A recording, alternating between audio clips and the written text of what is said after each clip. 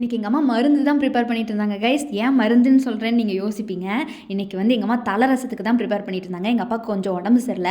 So ஓவரா gold, fever, காஃப்னு எல்லாமே இருக்கிறதுனால எங்க அம்மா இந்த தல ரசம் ப்ரிப்பேர் பண்ணிட்டு இருந்தாங்க. இதில் தூதுவளை, முசுமுசுனா தலை, வாதநாராயண தலை, கோவத்தலைன்னு சொல்லிட்டு ஒரு 24, 30 தலை போடுவாங்க. எங்கள் பாட்டி காலத்தில் அது பாட்டி இருக்கும்போது செய்வாங்க அது அதிகமாக. பட் நான் அதெல்லாம் செஞ்சால் சாப்பிட மாட்டேன், ரொம்ப கசப்படிக்கும். அதனால அம்மா வந்து எனக்கு பிடிச்ச மாதிரி லைட்டாக கோவத்தலை, தூதுவளை தலை மட்டும் போட்டு இது வைப்பாங்க.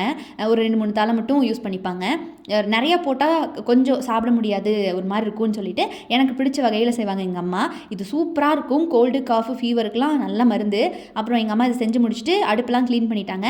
நான் வீடு ஃபுல்லாக மாப் பண்ணி முடிச்சுட்டு வெளியிலலாம் க்ளீன் பண்ணி தொடச்சி முடிச்சிட்டேன். ஓவராக லேட் ஆகிடுச்சு இன்றைக்கி பயங்கரமாக. அதனால் இந்த மாதிரி மாப் போட்டு முடிச்சு எல்லாம் க்ளீன் பண்ணதுக்கப்புறம் தான் அப்பாடான்னு ஃப்ரெஷ்அப் ஆகிட்டு வந்து உட்காரக்கு டைமே கிடச்சிது.